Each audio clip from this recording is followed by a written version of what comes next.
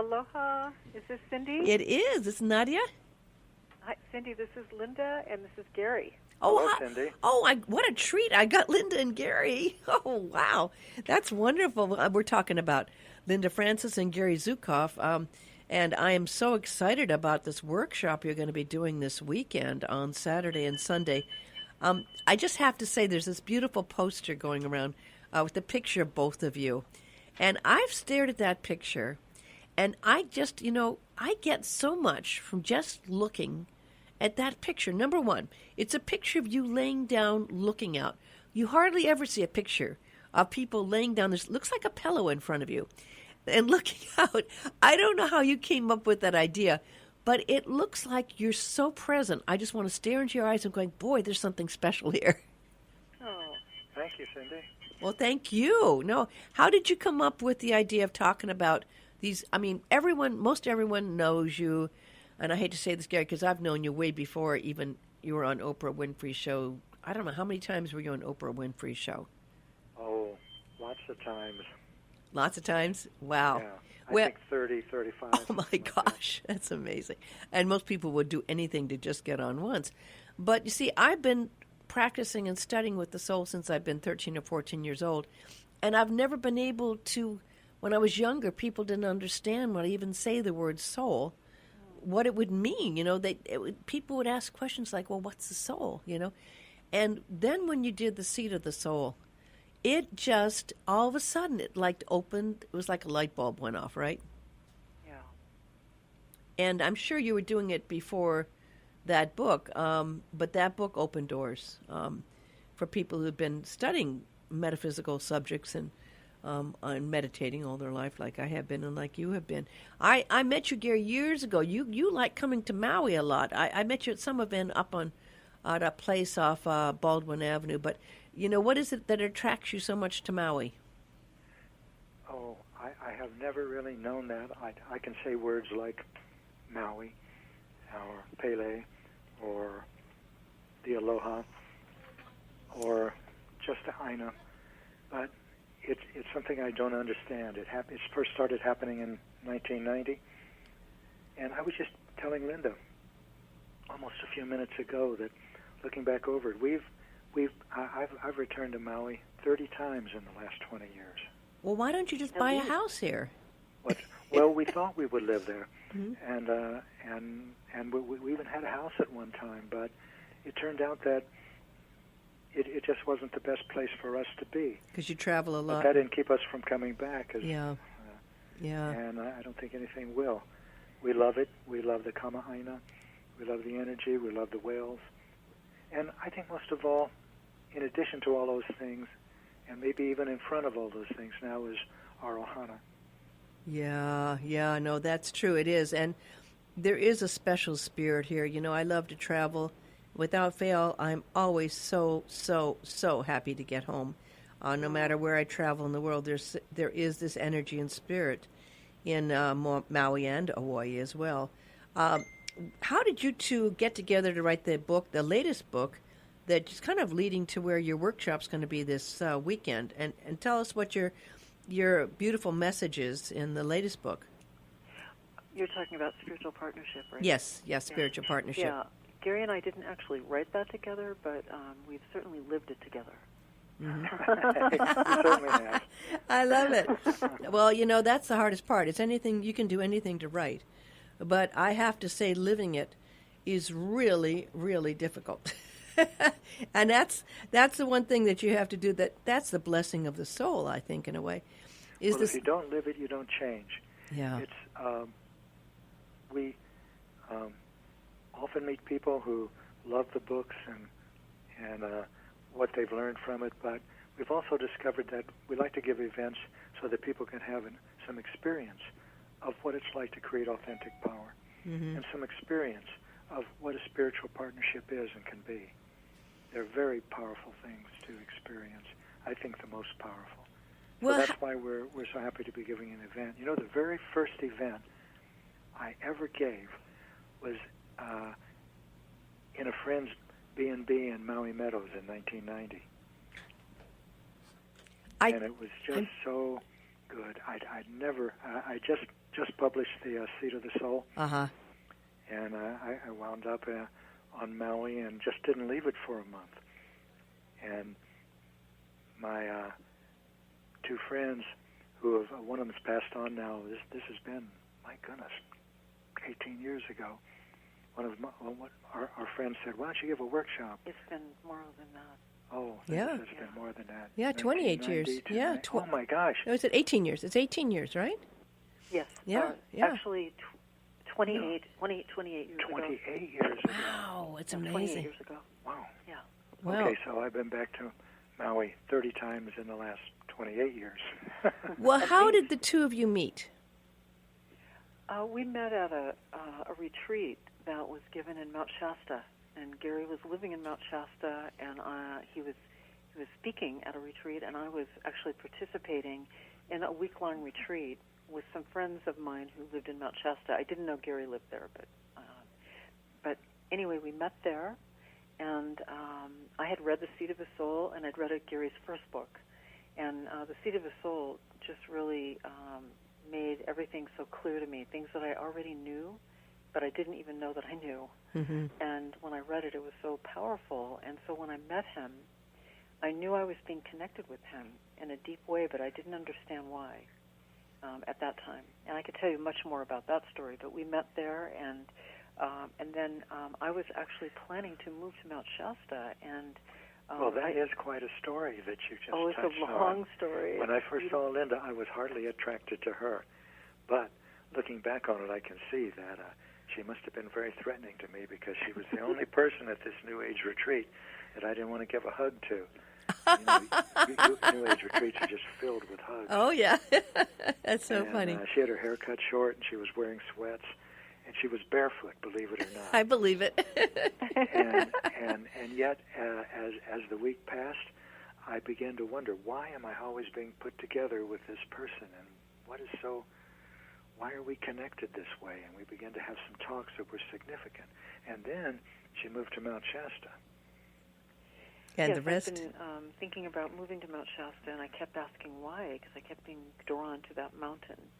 Wow. And so actually, when I realized I was being connected with Gary, and I decided not to move there, but I always follow my intuition. So and so I decided after I got back to the Bay Area where I was living that I would move up there, and then we started. Well, we started before when we first met, but we started really being in integrity, saying things to each other that I'd never talked to someone about before. I'd always been trying to please all my partners and trying to be what they wanted me to be instead of really being a real partner. And so I had been learning a lot about that. And so when I met Gary, I really wanted to be the best person I could be for myself. And so when the universe was connecting me with Gary, I thought, wow, this is so interesting. I don't understand this, but I'm not going to say no. I'm going to do my best to challenge the things in me that would keep me from that. And it's very challenging. People may not realize, but I know many people, including the late Wayne Dyer and Greg Braden and many others in the spiritual field, and people don't realize, I do, and you do, that there are spiritual groupies out there. and no offense, it's this natural thing that women are attracted to men who are wonderful, loving teachers. And so it can be difficult, So I'm sure there was a story to that, but I do want to make sure that I get the information that's important out. Saturday, February 10th, 6 to 8, we'll be talking at Makawao Union Church, a beautiful, beautiful place. We all know it on Baldwin Avenue there. And that's the first part of your workshop. And then there's a second day on Sunday. Well, that's the talk on Saturday, February the 10th. Yes. Yeah, that's right. In the evening. Yeah.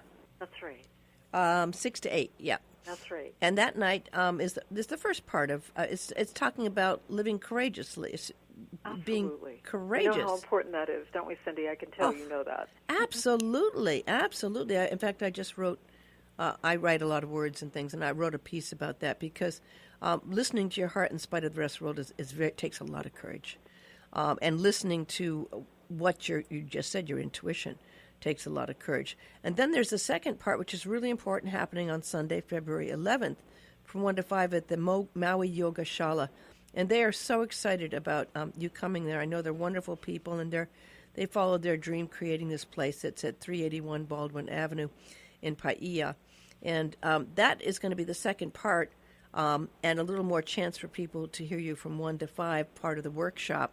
And you're going to be continuing the thread, but you can come to either one, and you don't have to go to both. But there is a thread that will be carried on, and it's not the same talk for both days, correct?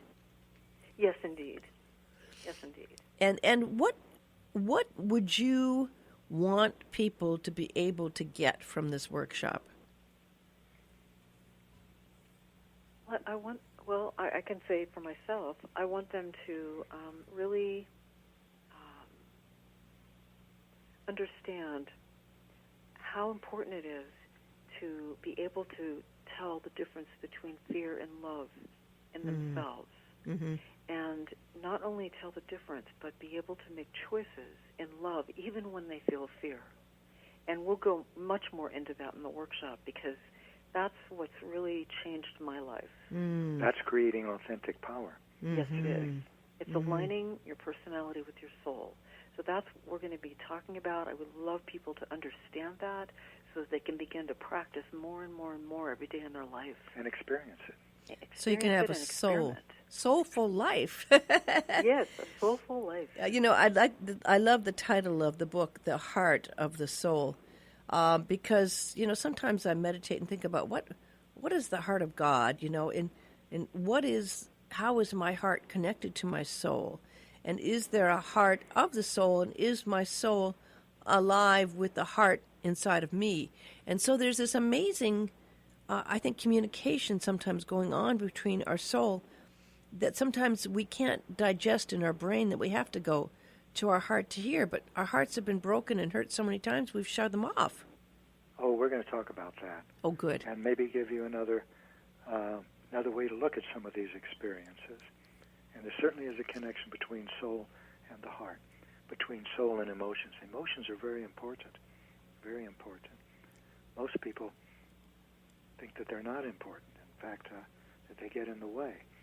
But actually, you can't grow spiritually without awareness of your emotions. I think you're right. We're going to be talking about that a lot. And people who come are going to be experimenting with it a little bit, too. Well, that's where the actualization comes in, by being able to become that.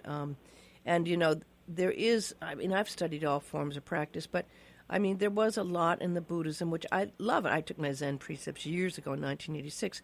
But there is a part of you that kind of can shut down your feelings sometimes. And the feelings and the emotions, are hard to deal with. I can understand if you're going to sit for 7 days in silence, where it's pretty hard if you're going to be letting all these feelings out. But the feelings and the heart and the soul, if you can really put those and align them, like you said, actualize them all together, how powerful for that. And of course, I love the fact that you realize that is what happens in relationships. Oh, relationship. We're going to talk about spiritual partnership because it's a new relationship dynamic. It's partnership between equals for the purpose of spiritual growth. Mm-hmm. That's never been needed or understandable before, but now, because we're in the midst of a great transformation in consciousness, it's not only understandable, it's recognizable, and it's necessary. It's necessary in order to move into your full potential, to use your relationships to grow spiritually, because your relationships are the basis of your spiritual growth. Spiritual partners know that, and they know how to use their relationships in order to grow spiritually, and that's exactly what we're going to be talking about. Absolutely. On Sunday. And experimenting with. Yes. With each other. Experimenting with life together. That's the subtitle of the workshop. And it's one of the most difficult things to do, but one of the most beautiful things to achieve. It is so powerful. The things, the experiences, the state that can be accomplished when anyone is willing to develop emotional awareness and practice responsible choice. Mm-hmm. That's creating authentic power. Oh, absolutely true. Are you there still? We just got a little beep that happened. I want to make sure. Okay, well, I appreciate you calling in so much and that we had a chance to talk to you. Again, this is going to be happening, and it's going to be happening this coming Saturday and Sunday. It's going to be the first part is happening at the beautiful Makawao Union Church, February 10th, this Saturday, from 6 to 8 o'clock at the Makawao Union Church at 1445 Baldwin Avenue. It's only $55 for that talk on Saturday night. And then Sunday, February 11th, it's from 1 to 5 p.m. at the Maui Yoga Shala, and that's $120. That's at 381 Baldwin Avenue in Paia. You can register if you go to Maui-Yoga. Maui-Yoga. Ah, there we go. Somehow we lost you for a second there. Yeah. Yes. We're back. We're back. Oh, good. So I was just telling people how they can register and how important this is. There are, there's lots of talks we go through, and I have to say, I've gone to some, and sometimes you're lucky if you remember one thing from a talk or a workshop. But the thing I love about this is going to be things that you can actually put to work in your life. It's not intellectual. This is from the soul, right? Yes, and Gary and I are, I would say, very practical people. It has to be real, and we always do experiential things because that's really important. I learn from practice. I learn from learning and then practicing, and that's what we'll be doing together. Mm-hmm. So I think before we were cut off, we were talking about relationship, and I was thinking if there's anyone who's listening to us that would like relationships of more substance and depth, or would like to deepen and make more substantive the relationships that you have, this will be a wonderful time to spend together, because that's what spiritual partnerships are. And it could be life-changing, really. And Valentine's Day is coming up, so this could be your gift to each other. It could be your freedom from Valentine's Day. Well, your freedom from sentimental love, but more real love. Yes. I love that. That's so great. And there's a movement growing where people are saying that's the case, because you don't want to have to live up to just one day. It's so funny. But, you're a beautiful, beautiful couple. You're beautiful eyes, beautiful energy. And I think we're really blessed to be able to have you come here. There's a lot of places that wouldn't have this opportunity. I just have to say that. It's because it's Maui and you love Maui that we're able to have a wonderful experience like this in a pretty intimate setting. It's a pretty small setting. I mean, you're not talking thousands of people here. So, I mean, it's a great opportunity for people. And you can register by going to maui-yoga.com. And I think this is going to be something that you'll remember for a long time to come. And I feel very blessed to have had the opportunity to talk to you. I believe we're going to talk again this coming Friday here in the studio. That's right, we are. And I look forward to it. It's just, I've always loved your work, and I think you've changed many people's lives and opened the door for many people.